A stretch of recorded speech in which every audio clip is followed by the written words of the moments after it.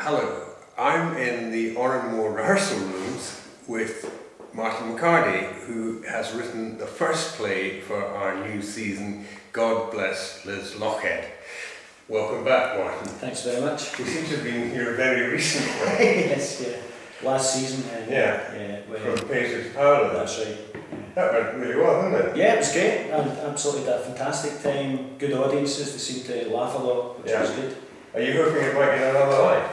Yes, we're hoping to do it again. We know that Paolo Nutini's got a new album coming out at the beginning of next year, and there may be a tie-in of some sort of doing a production again at that time in his album. Oh, great.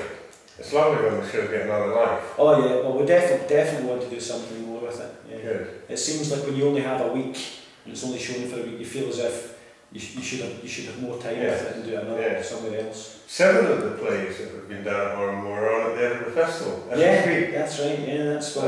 I mean, that's a thought for us. We're thinking of maybe taking that through next year. Oh, good. Right. Okay, well let's talk about the new one. God Bless Liz Lochhead. Yes. Not a bad title. Well, I think Liz Lochhead herself was a bit reticent about that title, but it's the best title for the play. Yeah. Tell us a wee bit about it. It's a comedy, so after doing Paisley to Paolo, I felt that I think the Oranmore lends itself in those afternoon shows to comedy. It just seems nice when people have had a good laugh, so I thought the next thing that I would do would be another comedy. And the original idea was it was going to be a one-woman show called I Wish I Was a Cranky, which was to be written for Maureen Carr, who is my wife, and who isn't very tall. But she's otherwise engaged working with the National Theatre of Scotland. Right. And then the idea... Excuse me. That's okay. Yeah. Then the idea was, I took an idea from that, which was what it's like to be a middle-aged actor or actress in Scotland, what that entails in terms of your career, in terms of the frustrations that you have living in a small circuit. And I thought, it would be quite funny if you had actors who had worked in a dreadful production of a play 25 years ago, and some of them are back for a reunion 25 years later. Right. And I chose Liz Lochhead's adaptation of Tartuffe. Right, for that. Of course we did at Oranmore in the past series. Which is actually the script that I used. Right. There are small sections of the play in my play, and it was from that. Liz sent it to me and I used that. Right. And it's also looking at reality TV, because the actors in it are getting encouraged to move towards reality TV, which is, you know, The Only Way is Essex and Made in Chelsea. These programmes are scripted to a degree, but portray themselves as reality TV. So it's also looking at that, because some meetings I've had recently about drama projects, they've tried to encourage me towards doing reality TV. This is drama for television. Pushing away from that into... they're saying that reality TV is the new drama in a way, because it's real people, and it's not, it's not something that I would be interested in. But I think it's the way that television seems to be going. There's less drama and more kid-on reality, which I think is weird. It's not even real. So kiddie on. Yeah, kiddie on. That's what it is. You divide your time between television, film and theatre. In fact, you've been doing a very interesting film thing recently. Tell us a wee bit about that. Yes, it was a short film that we did called The Corkscrew Road, which was a project I had written with a specific actor in mind, Laurie Ventry. And I originally wrote it as a thing that to be filmed in one day in one location. And then we decided not to do that because we thought the material was probably, it would be good to try and make a bigger thing of it. So what we did was because the language in it is unlike most short films, I was looking at Dylan Thomas and writers like him from that period, saying they were almost like pop stars of their time. And I wondered if Dylan Thomas was writing now, where would his writing be? Because it certainly wouldn't be on television. Television is so homogenised now, and if you look at Casualty, Holby City, or any of those programmes, it's difficult to tell one from the other.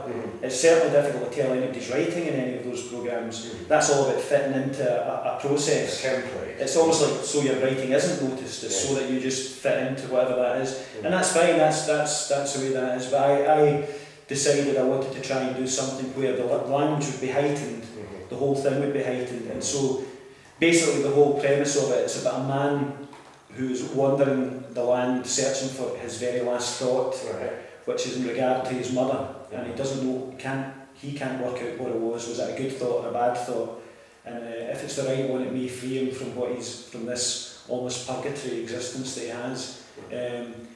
And we went up to Sandy Bay, up in the north of Scotland. In Ardmurchan? Yes, on the peninsula, which is one of the most stunning, beautiful places I've ever seen.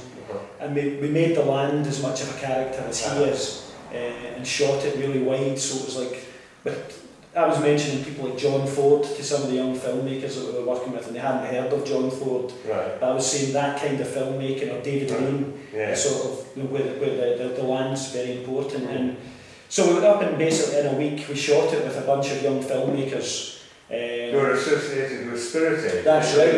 That's right. It's with Spirit Aid. They're called Shooters, and they've been doing a lot of kind of realistic drama documentaries with young people that wanted to go on and do a fictional thing.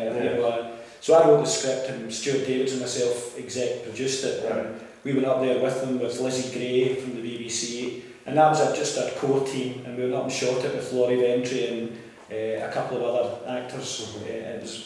So it's been shot now, and now it's the editing process has started, and we'll see where we go from there. Although the music's getting done by Edwin Collins, from Orange Juice, and Joe McAlinden from Superstar, with the drummer, who's the drummer's the drummer from the Sex Pistols, which I thought was quite interesting. So let's come back to the play. You and your actor pal Andy Gray, who's in it, are directing it together. How's that? It's great. It's great. It's what it is when we did Paisley to Paolo, that's more or less what I did with Stuart as well. It's a good process because, I mean, I've directed theatre myself and I enjoy it, but I always like having someone else there to talk to about things. Andy, at the end of rehearsals every day, Andy and I have been texting each other with various ideas for the following day and for the production. I mean, Andy's got quite a big part in this, so he could, it'd be hard for him to direct that himself and see what he's doing. So we both thought it was a good idea, rather than bring someone else in, and both of us know the material, so to do it ourselves. And you've got three pretty, forceful characters in the rehearsal room. Yes, forceful in a good way. They're all, I mean, it's a comedy, and the three characters are quite big characters. So you've got Andy, Juliet Cazzo, who has quite an extreme character to play in some ways, and Kate Donnelly, who also has, I mean, they're all archetypes, these. And they're all people who've worked together, so you're getting a sort of ensemble. Yes, it's great. We've all worked together in one way or another, and it's a good feeling that it's like friends working together. Good. And what's in the pipeline? Well, I've got another 2 short films that I'm going to be doing with the same bunch of people that we did before. I'm going to direct one of them, and one of them's based on Martin, the Robert Louis Stevenson short story. So I've adapted that and made it into a modern day story.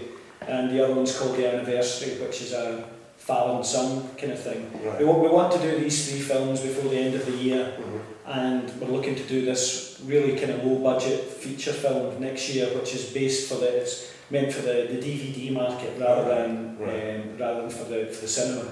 It's because we're trying to do a model of sustainable drama for us. We're thinking there's not that much happens unless you create the work yourself in some ways. So what we're going to try and do is work in a sustainable way, a way where we can get paid, not a lot of money, but just enough to get by and do the kind of work that you want to do. I would rather do that than be stuck doing episodes of series that I don't like, just to make my living. It's very interesting. One of the things you say in the play, you talk about the days of publicly funded big theatrical productions are over, and you're talking about how difficult it is to do serious drama on television, and yet the people like yourself, people like myself, are finding ways of doing drama in different ways. Yeah, well, I think that's what you've got to do. You've got to be inventive about it. You've got to just not go to the pub and complain and say this is just awful the way it is in this country. What you've got to do is do something about it yourself. And in theatre, years ago, when I used to run Wise Guys with another 3 actors, that's what we did. We decided okay, there's plays that we want to do that aren't getting done, so we'll do them. And we did, I think, 12 new plays, nowhere near as many new plays as you've done, but quite a lot of new plays, and we're doing, this is now sort of doing the same in this kind of cinema kind of thing. Yeah. But also because, I mean, what we want to eventually get to the point is where we can have a working method where we can pilot things and make them quite cheaply, and then go to broadcasters with, this is the pilot for the show, rather than just the script, because I think sometimes that take the process. One of the places we've been recently told us the process would be 3.5 years to go from us starting this to getting the first day of filming. I haven't got that long to live, to be honest with you. I'm not going to spend 3 years doing that. I'd rather try and do it myself. Yeah, good. Well, good luck with all your projects, and thank you very much for the opening play of the season. I would encourage you to come and see it. It's great fun, it's very funny, and it has moments of poignancy and pathos as well. Look forward to seeing you there. Thanks, Martin. Thanks very much.